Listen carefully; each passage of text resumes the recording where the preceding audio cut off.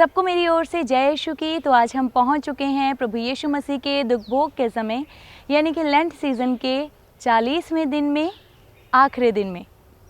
और जैसा कि हमने कल पवित्र शुक्रवार को मनाया, प्रभु की कुर्बानी को हमने याद किया, पवित्र सभाओं में, पवित्र मिसा बलिदान में हमने हिस्सा लिया। और जैसा कि आप सब जानते ही हैं कि आज पवित्र शुक्रवार का जो दिन होता है उससे अगला दिन रेस्ट डे कहलाता है। और कल के दिन हम प्रभु के पुनरुत्थान को मनाने वाले हैं। तो जैसा कि आप सब जानते ही हैं कि उपवास प्रार्थना सिर्फ़ और सिर्फ कल तक ही थी, यानी कि 39th डे तक थी, पवित्र शुक्रवार के दिन तक थी, गुड फ्राइडे तक थी। तो आज हमारी उपवास प्रार्थना तो नहीं, लेकिन हम अपनी प्रार्थना में जिस विषय पर मेडिटेट करेंगे वो विषय है कंटिन्यू एडवांसिंग स्पिरिचुअली, आध्यात्मिक रूप से आगे बढ़ना जारी रखें। तो जैसा कि आप सब जानते ही हैं कि आज हम लेंट सीज़न के आखिरी दिन में हैं और हमने पिछले दिनों में प्रार्थना भी की है और उपवास भी रखे हैं और मेडिटेट भी किया है बहुत से टॉपिक्स पर। तो आज हम आखिरी दिन में हैं, लेकिन मैं चाहूँगी कि हम ना सिर्फ इसलिए कि उपवास प्रार्थना ख़त्म हो रही है, प्रभु के दुख भोग का समय ख़त्म हो रहा है, लेंटन सीज़न ख़त्म हो रहा है, कुछ लोग सोच रहे होंगे कि अब हम अपनी प्रार्थना में कौन सा विषय रखें या हम किस रीति से प्रार्थना करें। लेकिन मैं आपको बताना चाहती हूँ कि प्रभु का वचन हमें बताता है कि हमें हर समय धन्यवाद करना है और हर समय हमें प्रार्थना में लगे रहना है। तो ज़रूरी नहीं है कि उसके लिए हमें हर समय किसी न किसी विषय को ही लेना है। हम हर समय प्रभु का धन्यवाद कर सकते हैं। बहुत सारे ऐसे रीज़न्स होते हैं जिसकी वजह से हम प्रभु की भलाइयों को, उसके उपकारों को याद करते हुए प्रभु को धन्यवाद कह सकते हैं। और आप अपनी ओर से किसी न किसी विषय को लेकर अपनी प्रार्थना को कंटिन्यू रख सकते हैं। और मैं चाहूँगी कि आप अपने आध्यात्मिक जीवन में, अपने आत्मिक जीवन में आगे बढ़ते रहें। जिस तरह पिछले 40 दिनों में हमने उपवास रखा, प्रार्थना की और मनन किया, उसी तरह आज के इस 40वें दिन के बाद भी मैं चाहूँगी कि आप सबका और मेरा जीवन भी ऐसा ही बना रहे।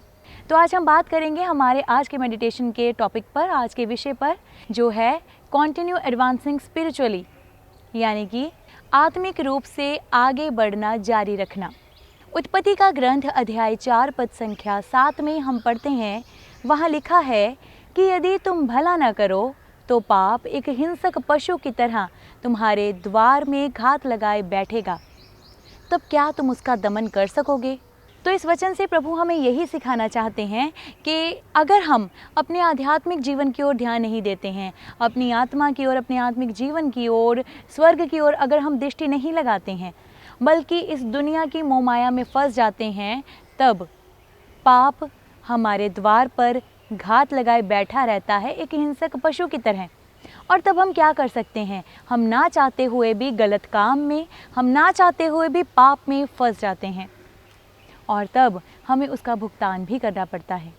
तो इसीलिए हमारी आज की उपवास प्रार्थना का विषय यही है कि चाहे प्रभु के दुख भोग का समय खत्म हो रहा है, लेकिन हमें अपने आत्मिक जीवन में, अपने आध्यात्मिक जीवन में आगे बढ़ते रहना है और प्रभु से प्रार्थना और विनती करते रहना है और उपवास भी रखते रहना है, क्योंकि इसी के द्वारा हमारा संबंध जो प्रभु के साथ है वो गहरा हो सकता है।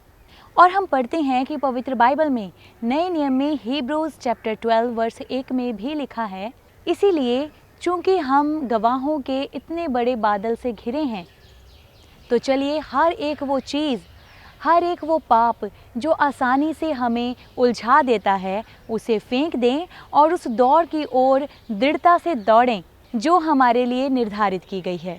तो प्रभु के इस वचन से हम सीखते हैं कि हमें दुनियादारी की मोहमाया में नहीं फंसना है, बल्कि हमें पश्चातापी हृदय के साथ अपने सभी गुनाहों से, अपने सभी पापों से क्षमा मांगते हुए प्रभु की दया को, उसके अनुग्रह को लेते हुए उसके अनुग्रह के सिंहासन के सामने जाना है और अपने आध्यात्मिक जीवन को और अपने आध्यात्मिक जीवन में आगे बढ़ना है और उस दौड़ को दृढ़ता के साथ दौड़ना है जिसके लिए हमें निर्धारित किया गया है। तो यही है हमारी आज की उपवास प्रार्थना का विषय। इस पर मनन करें। प्रभु आपके साथ है। God bless you all.